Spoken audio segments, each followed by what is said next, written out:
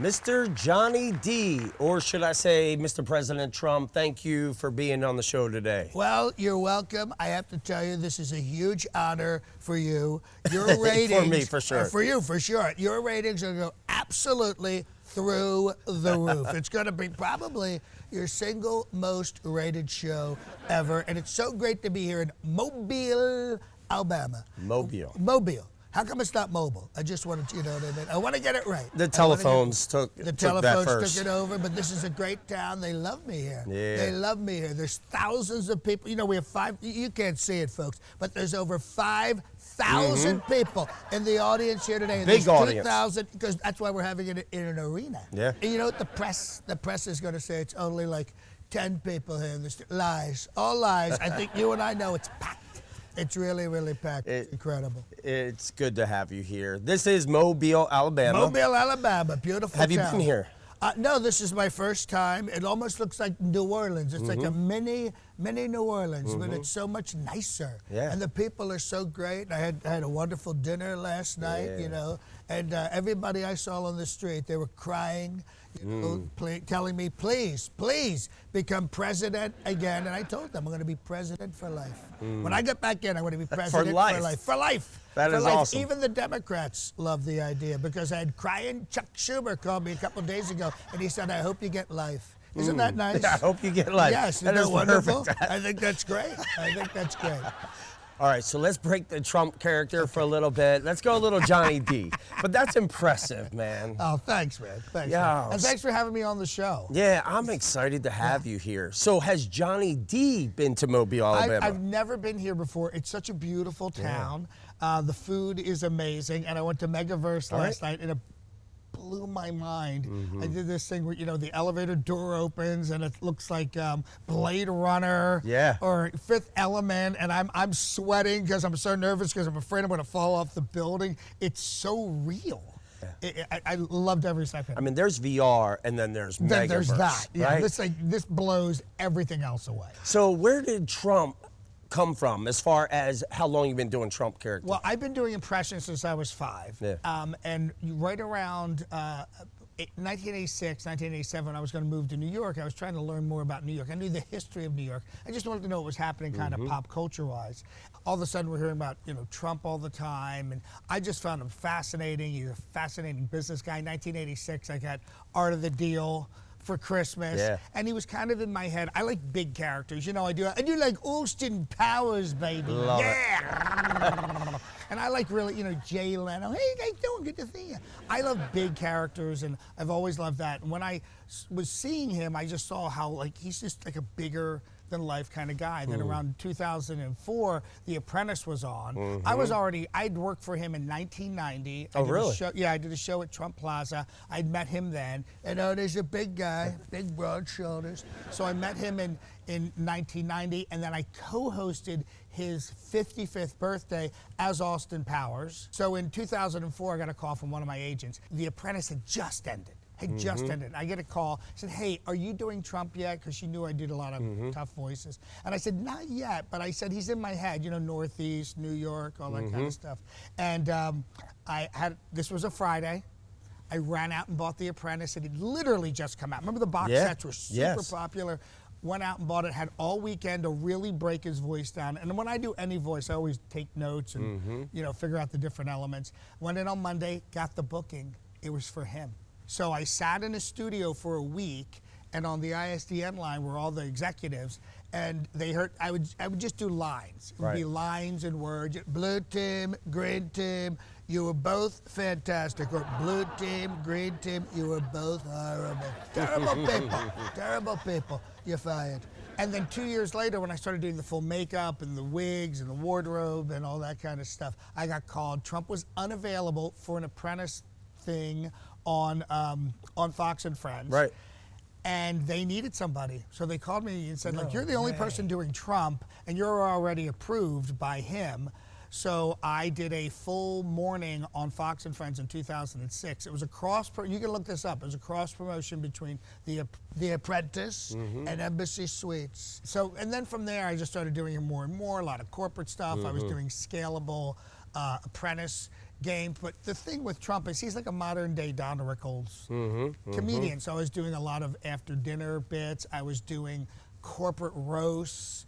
I was brought in to do trainings as Trump. So it was really kind of a really cool expansion of the character. So I was doing him in 2006, 2007, 2008, 2009, long before everybody jumped on board. Right. So when he announced in 2015, everybody I was in the right place at the right time. Oh, beautiful. Yeah, so I timing. ended up getting picked up by Fox. My friend of mine, Tom Shalhoub, had just started doing Red Eye, so I became the Trump on Red Eye. I did 50 appearances over the next few years.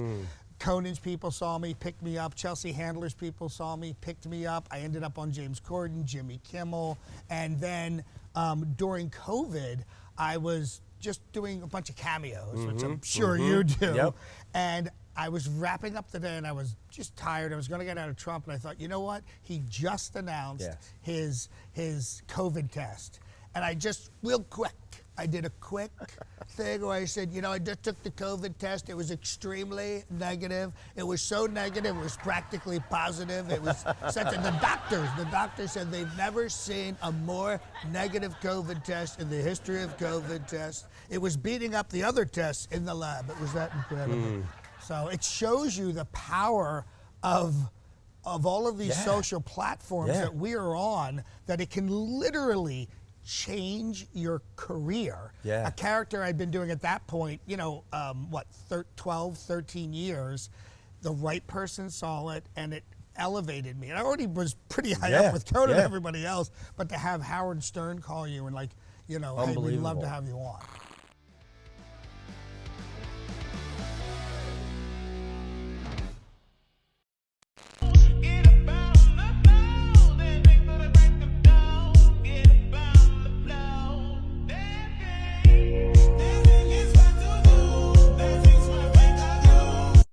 When you learn a character, I gotta imagine you're practicing a few lines to just casual conversation where you're so comfortable with the character, now you can just be super casual. Like, how long does that process take? That takes a while. You know, I always call it the 10,000 hour thing, because with Trump, I was doing so many corporate events, so many things that were scripted, so many videos, so many of those roasts, which I wrote.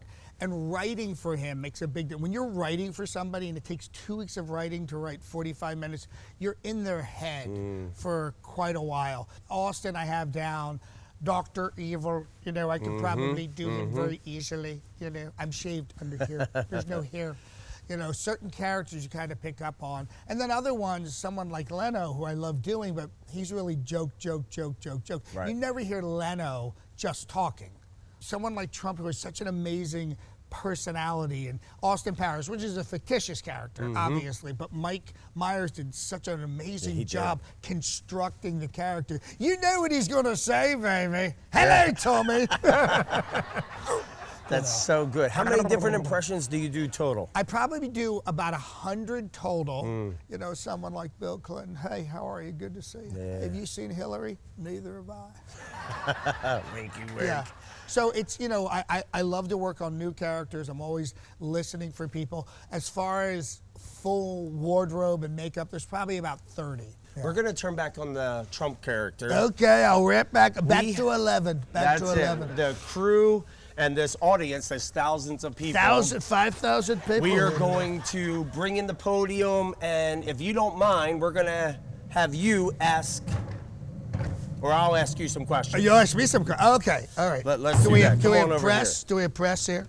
The press is here. Now, I'll ask you some questions. Now, these questions, Mr. Trump? Yes. How do I look, by the way? Do I look okay? Fantastic. Do I look great? Okay. I don't say that as good as you, but fantastic. Fantastic. Tremendous. Mr. Trump, what would you do if Tom brought you to a buffet with one option? I would beat the crap out of Tom because he knows what I like.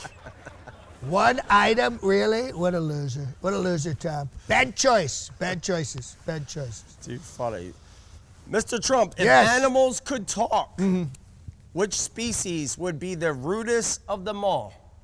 That's a good question. I would say the orangutans. They looked very mean-spirited. And I'm suing Bill Maher over saying that my father was an orangutan, just so you know. That is too funny. And they throw poop at the They customers throw poop. occasionally. Yeah, they throw poop. You know what I Mr. mean? Trump, And by the way, I said pool party, not poop party. I just want to make that very clear to everybody. Go ahead. I can't even say this word. Hurry up with your dumb questions. Mr. Trump, can you spell? Do you think I can see that? Oh, supercalifragilisticexpialidocious. Backwards. No, Can you spell it backwards? I cannot I can't do even that. say the I don't word. need to do that. You know why? Because I'm a stable genius. And I do not need to do that. And I have the best words, and I use the best words in the right order. That's not one of my words, so I'm not going to spell it. I'm not going to spell it. I can't even say it. So you're ahead of me. Supercalifragilisticexpialidocious. I think that's from Mary Poppins. Is that from Mary Poppins? Does anyone know Mary Poppins? Mary Poppins. Mary Poppins. She was a communist, by the way. I wouldn't spell it for that reason. Mr. Trump, how many chickens would it take to kill a lion? The likes of which you've never seen. So many chickens, so many incredible, delicious chickens. It's incredible. Have you ever noticed that, Colonel Sanders and General So's make the best chicken? What are they doing in the military to these chickens? I've always thought about that. Maybe we could make make one of those super chickens, like a super chicken. Still would take a number of those. A super chicken that takes off on Sundays. Right. All right. Mr. Trump, what are 3 things you could buy at a grocery store to make the cashier give you weird looks? Oh, well, I think there's a few items that we could buy. We could buy some lady products. That would be surprising. I was never one of those husbands, How do you pick me up some tampons? No, I'm not doing that. In fact, I've never really been inside a supermarket, so I wouldn't know. I guess the things that I could buy, I don't drink, so if I bought beer or something like that, you know what I mean? Let's see what else. Probably breath mints or something, because I have a tremendous breath, as you can probably tell. So I don't need anything like that. You felt it. I have a minty fresh breath. Minty fresh breath. It's true. It's true. Mr. Trump, if you pamper a cow and give it, who wrote this stuff, audience? Mr. Trump, if you pamper a cow and give it lots of stuff, does it produce spoiled milk?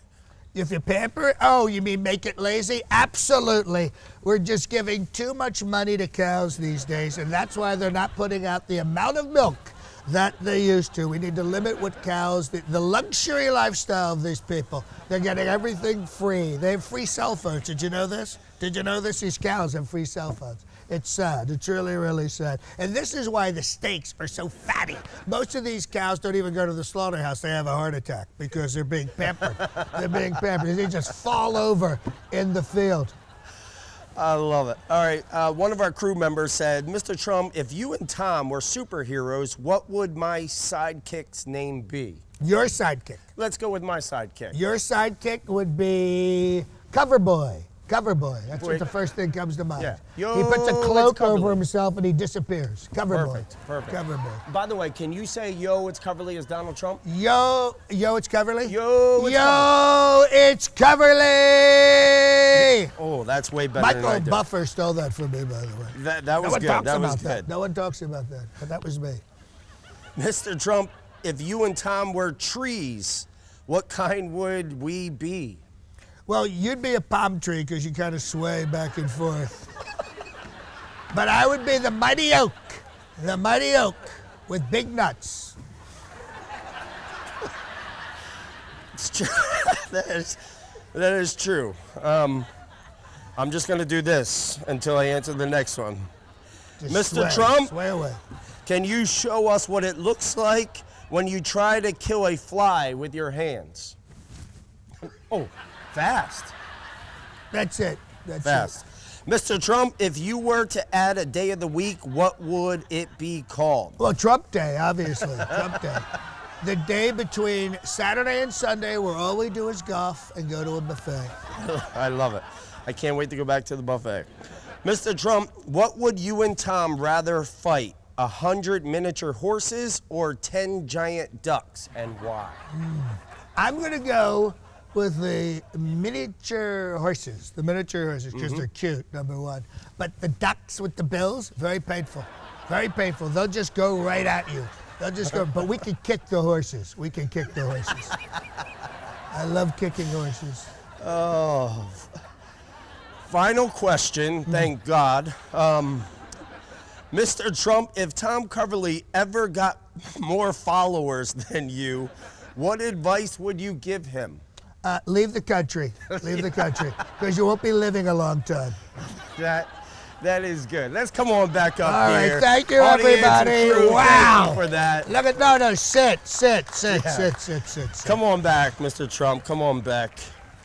That is too funny. You could kick the horses. Kick the horses. Because they're miniatures. Yeah, they're miniatures. They're miniature horses. Those watching the show that tuned in today, seriously, thanks for watching. Our hope is that you were influenced. So head on over to your buffet. Maybe you'll see Donald Trump and I, and we'll see you soon. Great job, man. Thanks.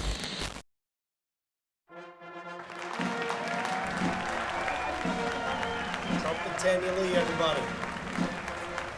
Hello, everybody. Wow, look at this. What a turnout. This is incredible. Wow, look at this turnout. So amazing. So incredible. It's really so incredible. Look at that. They're so basically.